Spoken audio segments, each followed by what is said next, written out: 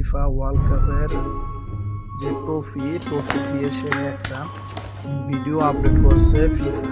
তার মধ্যে Kylian Mbappe, Vinicius junior, Lionel Messi, Cristiano Ronaldo, একজন ভালো ভালো প্লেয়াররা তারা ট্রফির সাথে গোল টেবিলের মধ্যে দেখাইতেছে। এখানে মনে হচ্ছে যে বেশিরভাগ ওই যে ব্রাজিলিয়ান যে ফ্যানগুলো আছে তারা সবচেয়ে বেশি মিস করতেছে নেইমার জুনিয়র। নেইমার হতো না নেইমার